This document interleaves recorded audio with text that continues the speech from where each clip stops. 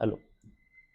तो नमस्कार दोस्तों, मेरा नाम है विप्लव कौशल। मैं आपके हिस्ट्री का टीचर स्वागत करता हूं आप सभी का अवंतिका के इस ऑनलाइन प्लेटफॉर्म पर।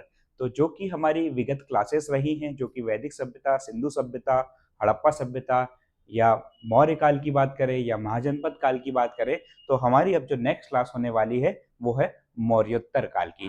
तो जिन लोगों को भी सीक्वेंस में अगर हिस्ट्री का अध्ययन करना है वो हमारी प्लेलिस्ट में जाकर देख सकता है। और जितने भी लोग आज नए जुड़े हैं, चैनल को सब्सक्राइब करिए ताकि ज्यादा से ज्यादा लोग इस चैनल को देख सके और ज्यादा से ज्यादा विद्यार्थी को इस सभी का लाभ हो सके। तो बढ़ते हैं हमारे आज के टॉपिक पर, जो कि हमारा मौर्योत्तर काल। तो देखते हैं मौर्योत्तर काल की घटनाएं। मौर्योत्तर काल, अगर हम बात करें मौर्योत्तर काल की, यानी मौर्य के आने वाले बाद का समय, तो मौर्य के आने वाले बाद के समय में हम दो महत्वपूर्ण घटनाएं देखते हैं। सबसे पहली जो घटना थी वो था विदेशियों का आक्रमण। वो था आपका विदेशियों का आक्रमण। और एक है आपका भारत में जो आंतरिक आक्रमण हो चुके हैं, जो भारत में देशी आक्रमण के नाम से भी जाने जाते हैं। तो भारत में उस समय दो प्रकार के आक्रमण हमको देखने को मिलते हैं, एक विदेशियों का आक्रमण और एक देशी आक्रमण। अगर विदेशियों के आक्रमण की बात करें तो सबसे पहले आक्रमण होता है हिंद यूनानियों का। किसका होता है? हिंद यूनानियों का। उसके बाद अगर हम बात करें तो शक का आक्रमण भारत को देखने को मिलता है। शक के बाद अगर हम बात करें तो पहलव पहलव वंश का भारत में आक्रमण देखने को मिलता है। और पहलव की अगर बात की बात करें तो हमें कुषाणों का आक्रमण भारत में देखने को मिलता है। और देशी राज्य जो ऑलरेडी भारत में रह चुके थे लेकिन मौर्य शासन के बाद वो स्वतंत्र हो चुके थे, तो उन स्वतंत्र देशों में या स्वतंत्र राज्यों में जो प्रथम राज्य था वो था आपका शुंग, सातवाहन और कण्व। ये राज्य स्वतंत्र हो चुके थे। कहीं ना कहीं सत्ता का संघर्ष इन आपस में भी हमें देखने को मिलता है। ये आपस भी कहीं ना कहीं लड़ रहे थे। यहाँ पर भी सत्ता के संघर्ष की अगर बात करें तो ये लोग भी आपस में लड़ रहे थे। और सत्ता के संघर्ष की अगर दूसरे पहलू की बात करें तो ये लोग आपस में भी लड़ रहे थे। तो इस कुछ प्रकार का मौर्य प्रशासन, मौर्योत्तर काल का प्रशासन हमें देखने को मिलता है, जो घटना मौर्यों के बाद घटित होती है। अब पहले क्वेश्चन की तरफ हम आगे बढ़ते हैं। अंतिम मौर्य सम्राट वृहदत्त की हत्या कर किसने शुंग वंश की स्थापना की? तो याद करना आप दोस्तों, मौर्य वंश का अंतिम शासक अगर पूछा जाए तो मौर्य वंश का अंतिम शासक था बृहद्रथ। कौन था दोस्तों? बृहदत्त था। इस बृहदत्त ने अगर बात करें हम शुंग वंश की, अगर बात करें हम शुंग वंश की, तो शुंग वंश के शासक जिनका नाम था पुष्यमित्र पुष्यमित्र शुंग पुष्यमित्र शुंग ने मौर्य वंश के अंतिम शासक वृहदत्त की हत्या करी। और जिसके साथ उसने पुष्यमित्र शुंग ने शुंग वंश की स्थापना की। किस वंश की स्थापना की? तो इसने शुंग वंश की स्थापना की। तो यह आंसर होगा आपका, पुष्यमित्र शुंग ने मौर्यों को पराजित कर कर शुंग वंश की नींव रखी। जानकारी यह भी मिलती है कि पुष्यमित्र शुंग ने दो अश्वमेध यज्ञ करवाए थे। क्या कराए थे? दो अश्वमेध यज्ञ करवाए थे। और ये अश्वमेध यज्ञ इन्होंने पतंजलि की सहायता से करवाए थे। पतंजलि की सहायता से कराए थे। पतंजलि अगर हम बात करें तो इन्होंने ही दो अश्वमेध यज्ञ कराने को संपन्न कराया था। पतंजलि की पुस्तक की अगर हम बात करें तो वो मिलती है आपको महाभाष्य। पतंजलि की पुस्तक का अगर नाम बात करें तो वो मिलती है आपको महाभाष्य, पतंजलि की पुस्तक। तो बढ़ते हैं हमारे नेक्स्ट क्वेश्चन की तरफ। पुष्यमित्र शुंग मौर्य सम्राट बृहदत्त की राजकीय सेना में किस पद आसीन था? तो याद करिए, पूछा गया है किस पद पर आसीन था। तो समझते हैं, पुष्यमित्र शुंग मौर्य सम्राट, जब मौर्यों का शासन चल रहा था तो पुष्यमित्र शुंग अगर हम बात करें तो इनका सेनापति था। क्या था दोस्तों? इनका सेनापति था। और सैन्य परेड के दौरान ही पुष्यमित्र शुंग ने मौर्य वंश का सामना या फिर मौर्य वंश का पतन किया और इसी से हमको जानकारी मिलती है। तो याद रखिएगा क्या थे वो थे सेनापति। ठीक है, बढ़ते हैं नेक्स्ट क्वेश्चन की तरफ। कण्व वंश का संस्थापक कौन था? ठीक है, तो याद रखिएगा कर्ण वंश का संस्थापक जो थे वो थे आपके वासुदेव। कौन थे दोस्तों? कर्ण वंश के संस्थापक थे आपके वासुदेव। ठीक है, कर्ण वंश के संस्थापक किसे माना जाता है? वासुदेव को माना जाता है। और कर्ण वंश के अंतिम शासक के रूप में सुशर्मा को माना जाता है। किसे माना जाता है? सुशर्मा को माना जाता है। बढ़ते हैं नेक्स्ट क्वेश्चन की तरफ। सातवाहन आंध्र सातवाहन वंश का संस्थापक कौन था? तो याद रखिएगा सातवाहन आंध्र सातवाहन वंश का संस्थापक जो था वो था आपका सिमुक। कौन था दोस्तों? सिमुक था। सातवाहन, इन्हें आंध्र सातवाहन के नाम से भी जाना जाता है। इन्हें आंध्र सातवाहन के नाम से भी जाना जाता है। सातवाहन बेसिकली दक्कन में अपना शासन कर रहे थे, जो आपका महाराष्ट्र और आंध्र प्रदेश वाला जो बेल्ट है यहाँ पर उनका शासन चलता था। सातवाहन के पास एक शाही नौसेना भी थी। शाही नौसेना के लिए भी फेमस थे सातवाहन। और सातवाहन की अगर बात करें तो ब्राह्मणों को भूमि दान में देने की शुरुआत भी किसने की थी? वो की थी आपके सातवाहनों ने। सातवाहनों ने अपनी राजधानी किसको बनाया? तो सातवाहनों ने अपनी राजधानी प्रतिष्ठान या पैठन, जो कि औरंगाबाद महाराष्ट्र में स्थित है। पूछा जाएगा गोदावरी नदी के किनारे। तो ये सब प्रश्न आपको यहीं से देखने को मिलते हैं। सातवाहन आंध्र सातवाहन वंश का कौन सा संस्थापक था? तो याद रखिएगा वो था आपका सिमुक। और इसके बाद अगर बात करें गौतमीपुत्र सातकर्णी की, तो गौतमीपुत्र सातकर्णी सातवाहन वंश से संबंध रखते हैं। किससे संबंध रखते हैं? सातवाहन वंश से ही संबंध रखते हैं। ये सातवाहन वंश के सबसे प्रमुख शासक थे, सबसे योद्धावान शासक थे गौतमीपुत्र सातकर्णी। और गौतमीपुत्र सातकर्णी ने ही माताओं का नाम अपने नाम के लगाने की पहले की शुरुआत की थी, जिसका नाम आपको मिलता है गौतमीपुत्र सातकर्णी, यानी माताओं का नाम अपने नाम से पहले लगाना। सातवाहनों ने पहले स्थानीय अधिकारियों के रूप में काम किया था। तो याद रखिएगा दोस्तों कि जो सातवाहन थे वो मौर्यों के समय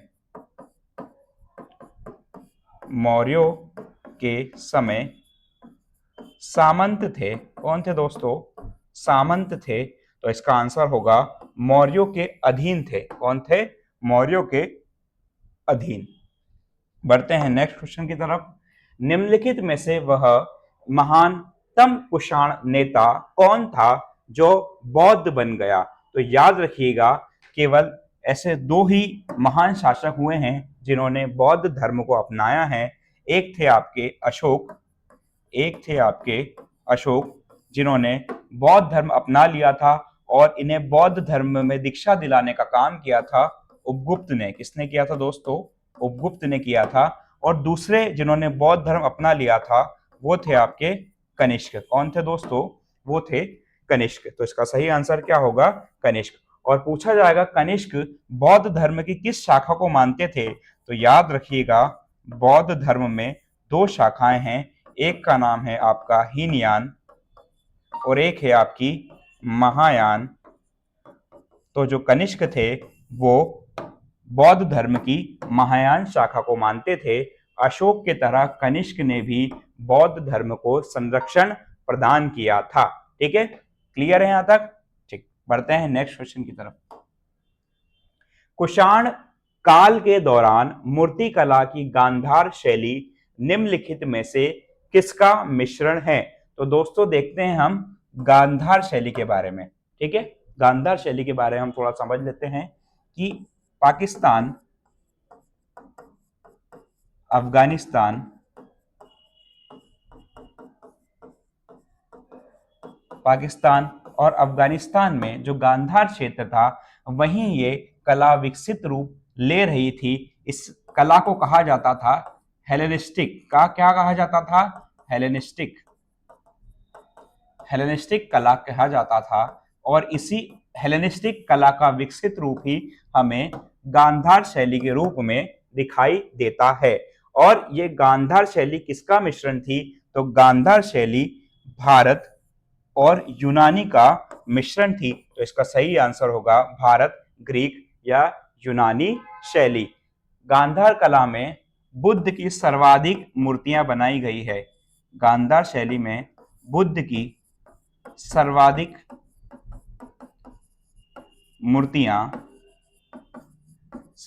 मूर्तियां बनाई गई हैं दोस्तों। और पूछा जाएगा कि बुद्ध की प्रथम मूर्ति किस शैली में बनी थी? तो याद रखिएगा वो बनी थी आपके मथुरा शैली में। किस शैली में बनी थी? वो बनी थी आपके मथुरा शैली में। बढ़ते हैं नेक्स्ट क्वेश्चन की तरफ।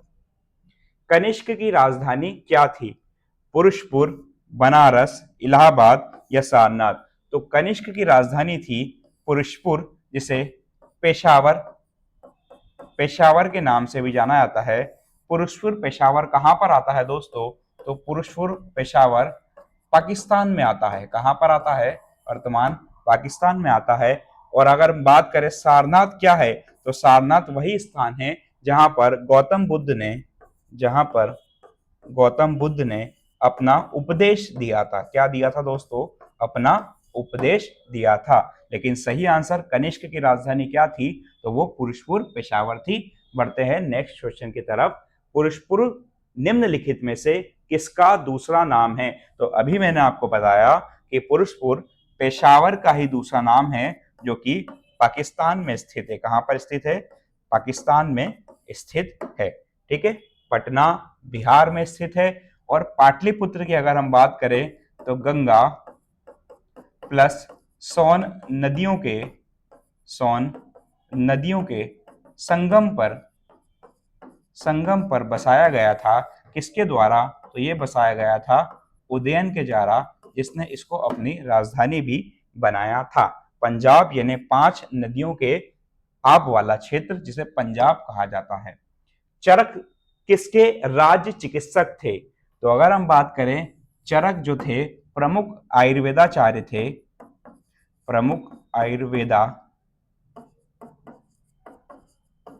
थे। ठीक है, ये थे आपके कनिष्क के समय। इसके दरबार में रहा करते थे, ये कनिष्क के दरबार में रहा करते थे। और इनकी पुस्तक का नाम है चरक संहिता इनकी पुस्तक का नाम है। ठीक है दोस्तों, बढ़ते हैं नेक्स्ट क्वेश्चन की तरफ। तक्षशिला के प्रसिद्ध स्थल होने का कारण क्या था? पूछा गया है तक्षशिला। ठीक है, तो देख लेते हैं तक्षशिला का प्रसिद्ध होने का कारण क्या था। ठीक है, तो इसका सही आंसर होगा गांधार कला। क्या होगा दोस्तों? गांधार कला। क्योंकि गांधार कला का विकास पाकिस्तान और अफगानिस्तान क्षेत्र में ही जन्म ले रहा था। गांधार क्षेत्र में ये एक कला थी जो हेलेनिस्टिक कला का विकसित रूप थी। तो गांधार कला के लिए फेमस था तक्षशिला अगर बात करें तो विश्वविद्यालय के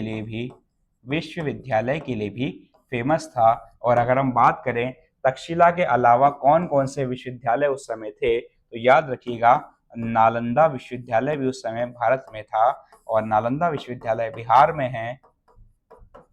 ठीक है, और नालंदा विश्वविद्यालय की स्थापना किसने की थी? तो वो की थी आपके कुमार गुप्त ने। किसने की थी दोस्तों? कुमार गुप्त ने की थी। बढ़ते हैं हमारे नेक्स्ट क्वेश्चन की तरफ। भारत में सर्वप्रथम स्वर्ण मुद्राएं किसने चलाई? ठीक है, अच्छा क्वेश्चन है दोस्तों कि भारत में स्वर्ण मुद्राएं किसने चलाई। तो याद रखिएगा, वैसे कहीं कहीं किताब में आपको मिलेगा कि भारत इंडो यूनानियों ने भी भारत में स्वर्ण मुद्रा कई पैमाने पर चलाई थी। लेकिन अगर वास्तविक पैमाने पर देखा जाए कि स्वर्ण मुद्रा किसने चलाई थी, तो याद रखिएगा सर्वप्रथम स्वर्ण मुद्राएं चलाई थी आपके कुषाणों ने। किसने चलाई थी? कुषाणों ने चलाई थी। और कुषाणों में भी किसने चलाई थी? तो वो थे आपके विम कटफिसेस। कौन थे? विम कटफिसेज। विम कटफिसेज ने स्वर्ण मुद्राएं जारी की थी भारत में पहली बार। और शक की अगर हम बात करें तो इन्होंने चांदी की मुद्राएं चलाई थी। इंडो बैक्ट्रियन ने भी चांदी की मुद्राएं चलाई थी। और गुप्त शासन की अगर बात करें तो इन्होंने सर्वाधिक स्वर्ण मुद्रा जारी की थी। सबसे पहले जारी की थी कुषाणों ने। और सर्वाधिक बार पूछा जाए कि सर्वाधिक स्वर्ण मुद्रा किसने जारी की थी, तो आप लगा क्या होगे? गुप्त। लेकिन पहली बार पूछा जाए तो कुषाण। बढ़ते हैं नेक्स्ट क्वेश्चन की तरफ। किस संग्रहालय में कुषाण कालीन मूर्तियों का संग्रह अधिक मात्रा में है? तो याद रखिएगा, मथुरा संग्रहालय, मुंबई संग्रहालय, मद्रास संग्रहालय या दिल्ली संग्रहालय। तो इसका सही आंसर होगा मथुरा संग्रहालय। ठीक है, मथुरा संग्रहालय। ठीक है, अब मथुरा की बात निकली है तो मथुरा एक शैली भी है, मथुरा एक कला शैली भी है। अगर हम बात करें जो गौतम बुद्ध की प्रथम मूर्ति बनी थी, गौतम बुद्ध की जो प्रथम प्रतिमा थी वो हमें मथुरा शैली में ही देखने को मिलती है, जो कि बुद्ध की एक खड़ी मूर्ति थी। लेकिन उसके बाद में बुद्ध की बैठी हुई मूर्ति हमें दिखाई देती है। निम्नलिखित में से किसने सोने के सर्वाधिक शुद्ध सिक्के जारी किए थे? तो याद रखिएगा, सर्वाधिक पूछा गया है इस बार प्रथम नहीं पूछा गया, इस बार पूछा गया कि सर्वाधिक सोने के सिक्के किसने जारी किए। तो इसका सही आंसर होगा गुप्तों ने जारी किए। और अगर पूछा जाता कि सबसे पहले जारी किसने किए, तो वो कुषाणों ने किए। और कुषाणों में भी किसने? कुजूल विम कटफिसेस, सॉरी क्या है? विम कटफिसेस। ठीक है, बढ़ते हैं नेक्स्ट क्वेश्चन की तरफ। सातवाहनों के समय में मुद्रा सर्वाधिक किस धातु की बनी थी? तो सातवाहनों के समय जो मुद्रा बनी थी वो बनी थी पोटीन की। किसकी बनी थी दोस्तों? पोटीन की। पोटीन क्या होता है? एक प्रकार का धातु समझ लो जिसमें सीसा, तांबा प्लस टिन तीनों को मिलाया जाता था, जिससे पोटीन बनता था। और अगर हम बात करें इस सिक्के पर उल्लू, हाथी और शेर का चित्र अंकन मिलता था। बढ़ते हैं हमारे नेक्स्ट क्वेश्चन की तरफ। निम्नलिखित में से कनिष्क के समकालीन कौन थे? तो याद रखिएगा, क्या कंबन, बाणभट्ट, अश्वघोष, नागार्जुन, अश्वघोष, वसुमित्र, क्या अश्वघोष कालिदास? कालिदास बिल्कुल नहीं थे, तो ये ऑप्शन ऐसे ही एलिमिनेट हो जाता है दोस्तों। तो सही आंसर इसका नागार्जुन, अश्वघोष और वसुमित्र ये इनके समकालीन थे। किसके? कनिष्क के समकालीन थे। और हम बात करें नागार्जुन कौन थे, तो ये बौद्ध दार्शनिक थे, बौद्ध दार्शनिक थे। इन्होंने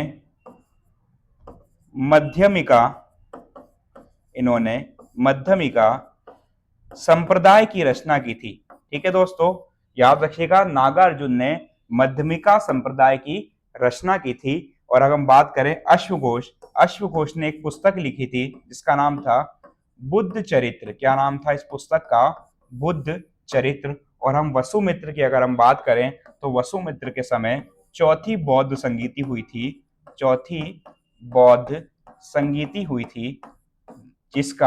जिसके समय चल रहा था वो बौद्ध संगीति हुई थी, कनिष्क के समय हुई थी।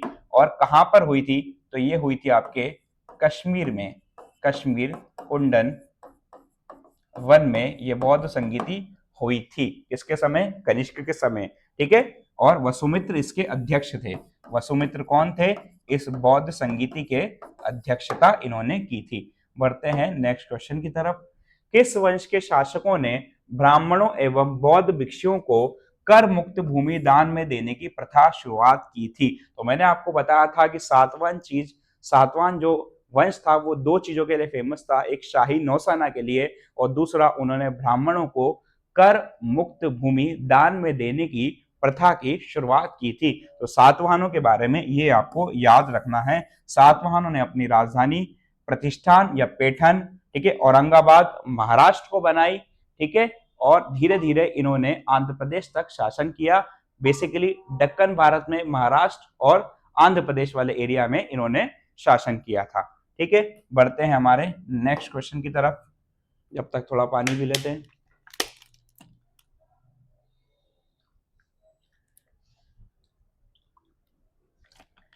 चलिए, भारतीय रंगमंच में यवनिका पर्दा का शुभारंभ किसने किया? ठीक है दोस्तों, तो अगर बात करें हम रंगमंच की, ठीक है, और हम बात करें यवनिका, यवनिका मतलब होता है पर्दा, यानी होता है कर्टेन। ठीक है, जो रंगमंच होते हैं उस पर जो पर्दा नीचे जाता है या ऊपर जाता है, ठीक है, जो पर्दा उठता है वो क्या कहलाता है? आपका यवनिका कहलाता है। और इसकी शुरुआत सबसे पहले किसने की थी? यूनानियों ने की थी। तो अगर हम कह सकते हैं कि भारतीय रंगमंच पर यूनानियों का एक गहरा प्रभाव था दोस्तों। ठीक है, बढ़ते हैं हमारे नेक्स्ट क्वेश्चन की तरफ। भारतीयों के महान रेशम मार्ग सिल्क रूट का आरंभ किसने किया था? तो याद रखिएगा, रेशम मार्ग एक व्यापारिक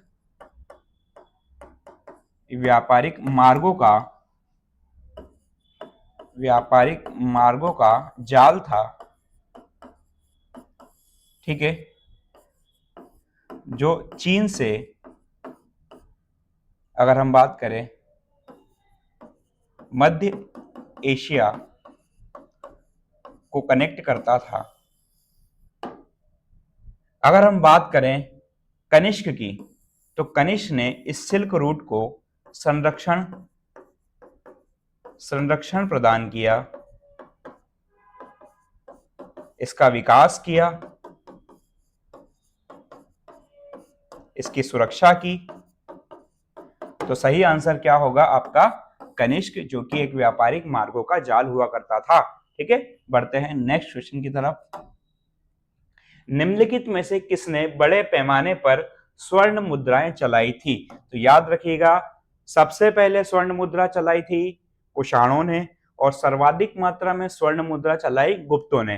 पर इस क्वेश्चन में गुप्त ऑप्शन में नहीं है, इसीलिए हम लगा के आएंगे कुषाणों ने। तो इसका सही आंसर ऑप्शन के हिसाब से क्या होगा? कुषाण। ठीक है, एग्जाम में आपको इसे भटकाया जाएगा, आप समझेंगे कि आंसर गलत है, लेकिन उसका आंसर क्या था? कुषाण। चरक और नागार्जुन किसके दरबार की शोभा थे? तो चरक जिन्होंने चरक संहिता लिखी, चरक संहिता की रचना की, और जो नागार्जुन जो बौद्ध धर्म की महायान शाखा को मानते थे और एक प्रमुख दार्शनिक थे, बौद्ध दार्शनिक थे, ये कनिष्क के दरबार की शोभा बढ़ा रहे थे। बढ़ते हैं नेक्स्ट क्वेश्चन की तरफ। शक संवत का प्रारंभ किस सम्राट के शासन काल में 78 ईस्वी में हुआ था? तो याद रखिएगा, शक संवत की शुरुआत होती है 78 ईस्वी में। ठीक है, विक्रम संवत की अगर हम बात करें, विक्रम संवत की अगर हम बात करें तो इसकी शुरुआत होती है 57 में। कब होती है? 57 में। ठीक है दोस्तों, ये 78 और ये है आपका 57। शक संवत की अगर हम बात करें तो ये चलाया था आपके कनिष्क ने अपने गद्दी पर बैठने वाले दिन या राज्यारोहण के दिन। ठीक है, जब ये गद्दी पर बैठा हुआ था तो उस दिन को चिन्ह करने के लिए या उस दिन को एक प्रतीक प्रदान करने के लिए उसने शक संवत की शुरुआत की थी। ठीक है, और ये भारत का एक प्रमुख संवत है। क्लियर है? बढ़ते हैं नेक्स्ट क्वेश्चन की तरफ। तक्षशिला विश्वविद्यालय स्थित था। तो तक्षशिला विश्वविद्यालय कहां पर स्थित था? तो ये स्थित था दोस्तों पाकिस्तान में। कहां पर स्थित था? ये था आपके पाकिस्तान में स्थित था। इसके अलावा जो नालंदा विश्वविद्यालय था वो बिहार में स्थित था। एक विश्वविद्यालय और था विक्रम विश्वविद्यालय, जो कि आपके उज्जैन में स्थित है वर्तमान में। जो कला शैली भारतीय और ग्रीक शैली का सम्मिश्रण है उसे कहते हैं। ठीक है, कौन सी कला शैली? ठीक है, भारतीय कला शैली और ग्रीक यानी यूनानी कला शैली का जो मिक्सचर है उसी को कहा गया है गांधार शैली, जो कि हेलेनिस्टिक आर्ट का एक विकसित रूप है। बढ़ते हैं हमारे नेक्स्ट क्वेश्चन की तरफ। कनिष्क बौद्ध धर्म की किस शाखा का अनुयायी था? तो कनिष्क, याद रखिएगा, बौद्ध धर्म कनिष्क ने अपना लिया था। कनिष्क ने बौद्ध धर्म अपना लिया था और बौद्ध धर्म में दो शाखाएं हुई, एक था आपका हीनयान और एक थी आपकी महायान। और जो आपका कनिष्क था वो बौद्ध धर्म की हीनयान शाखा को मानता था। तो इसका सही आंसर होगा हीनयान। अब दोस्तों ये भी देख ली कि वज्रयान क्या है। तो वज्रयान का संबंध भी बौद्ध धर्म से है, बौद्ध संप्रदाय से है। वज्रयान वो संप्रदाय है बौद्ध धर्म का जिसका संबंध जादू टोना या तंत्र मंत्र से है। ठीक है, तो बढ़ते हैं हमारे नेक्स्ट क्वेश्चन की तरफ। कनिष्क शासनकाल की सर्वाधिक संपूर्ण महत्वपूर्ण घटना कौन सी थी? ठीक है, बौद्ध धर्म का भारत से बाहर प्रसार, जैन धर्म का पुनः उदय, चतुर बौद्ध संगीति या गांधार शैली कला का विकास। तो इसका सही आंसर होगा बौद्ध धम्म चतुर बौद्ध संगीति। ठीक है, चतुर बौद्ध संगीति की अगर हम बात करें तो ये हुई थी 100 बीसी में। ठीक है, कहां पर हुई थी? कश्मीर कुंडन वन में ये स्थान है। ठीक है, किसके समय हुई थी? तो ये कनिष्क के समय हुई थी। और इस समय अध्यक्षता किसने की थी? तो अध्यक्षता करने वाला व्यक्ति था अश्वघोष। कौन था? अश्वघोष ने इसकी अध्यक्षता की थी। तो सही आंसर होगा बौद्ध धर्म का भारत, सही है, सही आंसर होगा आपका चतुर बौद्ध संगीति। ठीक है, जो कि हुई थी आपके कनिष्क के समय 100 बीसी में। अश्वघोष की इसने अध्यक्षता की थी और कश्मीर कुंडर वन ये स्थान हुआ करता था। टोटल 4 बौद्ध संगीति आपको देखने को मिलेगी। प्राचीन भारत का महान वैयाकरण पतंजलि किसका समकालीन था? तो याद रखिएगा जो पतंजलि था वो किसके समकालीन था? वो पुष्यमित्र शुंग के समकालीन था। ऐसी जानकारी मिलती है कि पुष्यमित्र शुंग ने 2 अश्वमेध यज्ञ कराए थे, 2 अश्वमेध यज्ञ करवाए थे। अश्वमेध यज्ञ क्या होता है दोस्तों? घोड़े के गले पर एक चुनौती बांध दी जाती है कि जो भी इस घोड़े को रोकने का प्रयास करेगा उसको राजा के साथ युद्ध करना पड़ेगा। और घोड़ों को कुछ सिपाही के साथ स्वतंत्र रूप से छोड़ दिया जाता है और घोड़ा जहां जहां जाता है वो क्षेत्र उस राजा का हो जाता है। और जो भी व्यक्ति उस घोड़े को रोकने का प्रयास करता है उसे राजा के साथ युद्ध करना पड़ता है। ये अश्वमेध यज्ञ हुआ करता था, इसे कराया था आपके पुष्यमित्र शुंग ने, वो भी 2 बार पतंजलि की सहायता से। और पतंजलि कौन थे? पतंजलि ने एक पुस्तक लिखी थी जिसका नाम था महाभाष्य। क्या नाम था? महाभाष्य, जो कि एक टीका था, जो कि एक पुस्तक पर टीका था। वो टीका किस पर था? तो संस्कृत की व्याकरण पुस्तक अष्टाध्याय,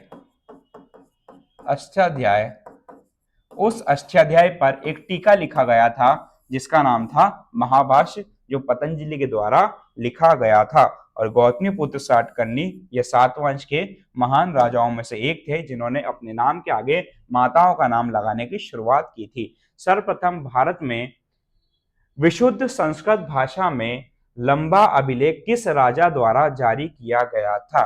तो याद रखिएगा विशुद्ध संस्कृत भाषा में वो जारी किया गया था। ठीक है, क्या यवन राजा मिनांडर द्वारा, शक राजा रुद्रमन द्वारा, पार्श राजा गोर्दोफिनेस द्वारा या कुषाण राजा कनिष्क द्वारा? तो इसका सही आंसर होगा शश शासक रुद्रदमन। ठीक है, और ये जानकारी कहां से मिलती है? तो ये जानकारी मिलती है रुद्रदामन के जूनागढ़ अभिलेख से। कहां से मिलती है? रुद्रदामन के जूनागढ़ अभिलेख से मिलती है। ठीक है, याद रखिएगा अभिलेख कौन सा मिला है? तो शक राजा रुद्रदामन का अभिलेख मिला है और उस अभिलेख का नाम था जूनागढ़ अभिलेख। बढ़ते हैं नेक्स्ट क्वेश्चन की तरफ। किस राजा के शासनकाल में ईसाई धर्म प्रचारक सेंट थॉमस भारत आए थे? तो याद रखिएगा सेंट थॉमस जो ईसाई धर्म के प्रचार प्रसार के लिए भारत आए थे वो सबसे पहले केरल पर आके रुके। ठीक है, केरल के बाद वो तमिलनाडु गए। केरल के बाद वो तमिलनाडु की यात्रा की और इन्होंने इस भारत में अगर हम बात करें कि ईसाई धर्म का काफी प्रचार प्रसार किया था वो कहाँ, किस राजा के शासनकाल में ईसाई धर्म प्रचारक सेंट थॉमस भारत आए थे। ठीक है, तो किस शासक के द्वारा वो भारत में आए थे, तो इसका सही आंसर होगा गोंदो फर्निस। ठीक है, बढ़ते हैं हमारे नेक्स्ट क्वेश्चन की तरफ।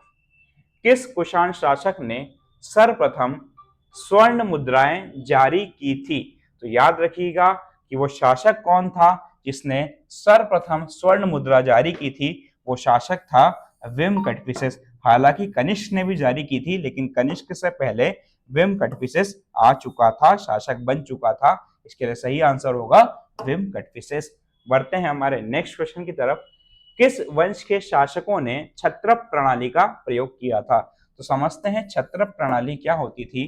ठीक है, पहले क्या होता था कि बहुत बड़े राज्य को छोटे छोटे प्रांतों में बांट दिया जाता था। छोटे छोटे प्रांतों में बांट दिया जाता था और हर प्रांत का एक अधिकारी, सैन्य अधिकारी होता था। ठीक है, जो इस प्रांत का प्रमुख था, जो इस प्रांत का प्रमुख हुआ करता था, उसे ही कहा गया क्षत्रप। क्या कहा गया? क्षत्रप कहा गया। और यही आपकी क्षत्रप प्रणाली है दोस्तों। तो इसका शुरुआत, इसका प्रयोग, प्रणाली का प्रयोग किस वंश के शासकों ने किया? क्या गुप्त शासकों ने, क्या हिंद यवनों ने, ईरानियों ने, या शकों ने? तो इसका सही आंसर होगा हिंद यूनानियों ने। ठीक है दोस्तों, बढ़ते हैं नेक्स्ट क्वेश्चन की तरफ।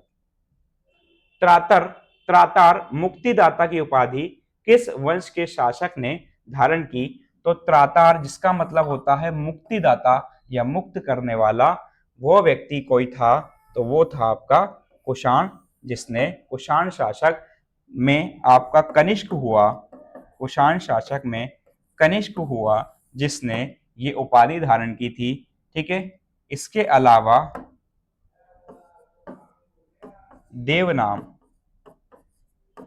कनिष्क की मूर्तियों में इनाम मिला है। ठीक है, इसके अलावा हम देखते हैं नेक्स्ट क्वेश्चन। प्राचीन भारत पर आक्रमण का सही कालानुक्रम क्या है? ठीक है, तो सबसे पहले भारत पे आक्रमण किया था आपके यूनानियों ने। यूनानियों के बाद आए थे आपके शक, और शक के बाद आए थे आपके कुषाण। ये पहली स्लाइड में आपको मैंने क्लियर करा दिया था। बढ़ते हैं हमारे नेक्स्ट क्वेश्चन की तरफ। भारत में प्रथम बार सैनिक शासन व्यवहार में लाया गया। ठीक है, पहली बार सैनिक शासन ग्रीकों द्वारा, शकों द्वारा, पार्थियन द्वारा, या मुगलों द्वारा। ठीक है, तो पहली बार सैनिक शासन लागू किया गया था शकों के द्वारा। किसके द्वारा किया गया था?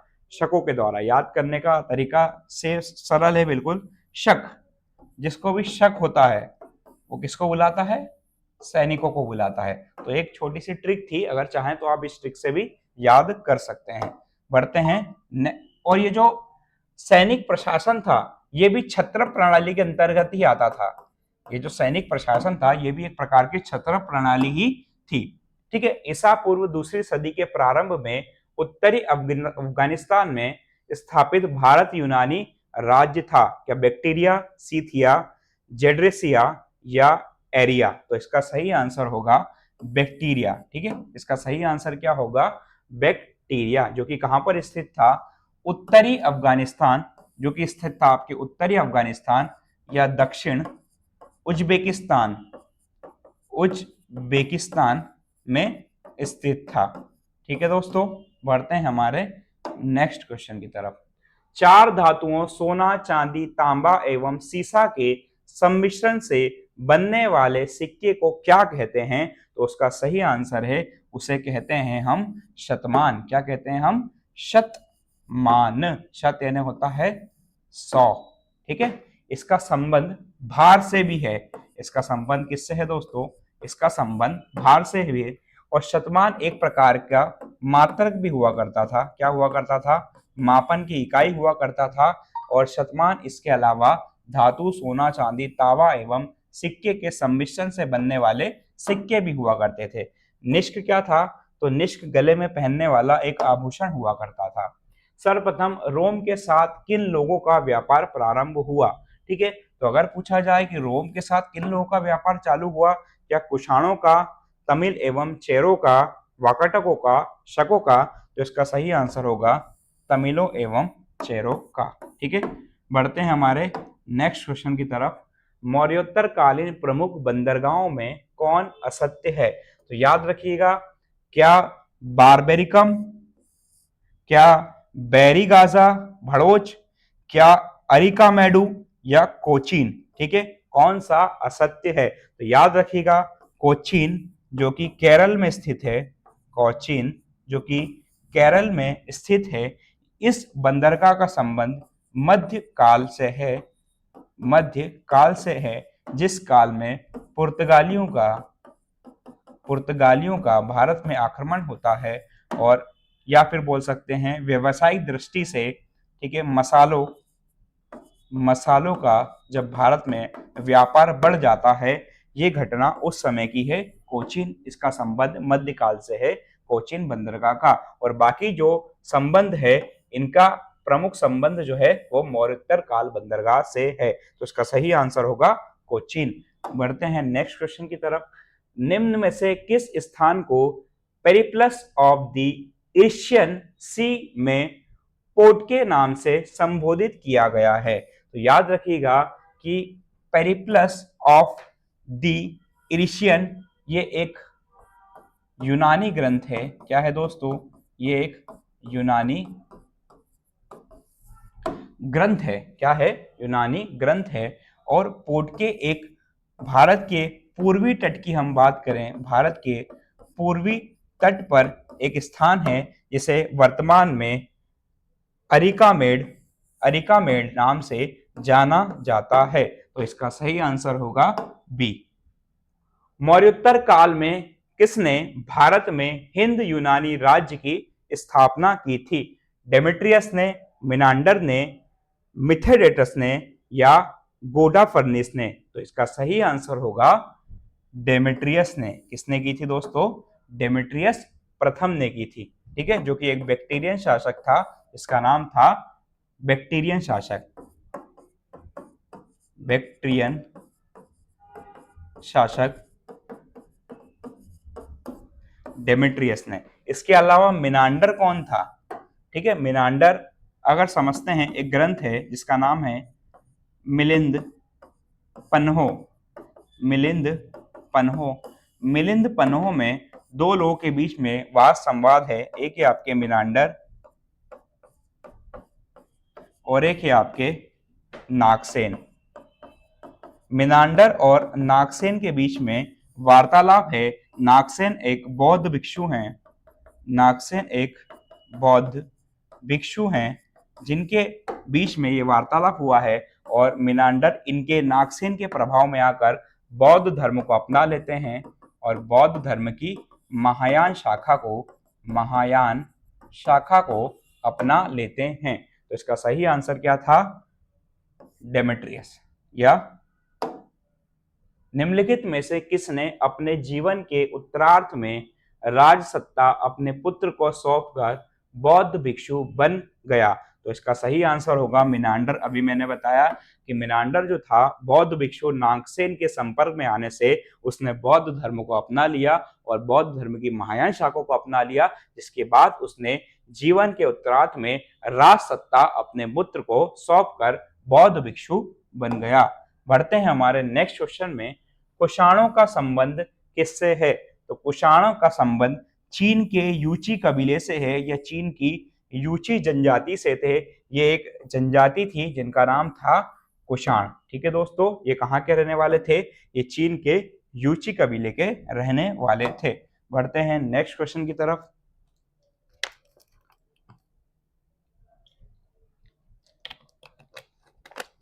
चलिए, प्राचीन काल में कलिंग का महान शासक कौन था? तो याद रखिएगा, प्राचीन काल में कलिंग का जो राजा था उसका नाम था खारवेल। क्या नाम था? खारवेल था। और इस खारवेल का एक अभिलेख था जिसका नाम था हाथी गुम्फा अभिलेख। क्या नाम था दोस्तों? हाथी गुम्फा अभिलेख। हाथी गुम्फा अभिलेख था। कलिंग को किसने पराजित किया था? तो जानकारी मिलती है कलिंग को महापद्म नंद ने पराजित किया था। और इसके अलावा कलिंग को हराने वाला एक व्यक्ति और था जिसका नाम है अशोक, जिसके 13वें शिलालेख में कलिंग के युद्ध की जानकारी मिलती है। और ये जानकारी मिलती है कि इसने कलिंग को हरा दिया था और कलिंग की बीभत्स घटना के बाद इसने बौद्ध धर्म को अपना लिया था, या बौद्ध धर्म को अपना लिया था। तो इसका सही आंसर क्या होगा? खारवेल। बढ़ते हैं नेक्स्ट क्वेश्चन की तरफ।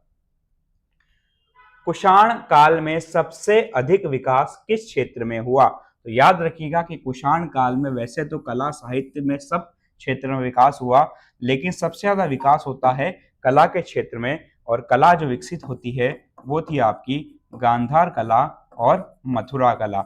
अगर हम बात करें, गांधार कला का विकास अफगानिस्तान और पाकिस्तान के क्षेत्रों में हुआ, और गांधार कला में बुद्ध की सर्वाधिक मूर्ति बनी है और मथुरा कला में बुद्ध की प्रथम मूर्ति बनी है। दोनों प्रश्नों में फर्क है। बढ़ते हैं नेक्स्ट क्वेश्चन की तरफ। सातवाहनों ने आरंभिक दिनों में अपना शासन कहां से शुरू किया था? तो सातवाहनों ने अपना आरंभिक दिनों में शासन काल प्रतिष्ठान, या फिर बोल सकते हैं पैठन, जो कि औरंगाबाद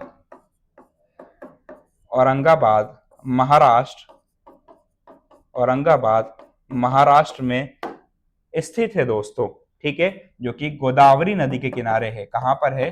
गोदावरी नदी के किनारे स्थित है।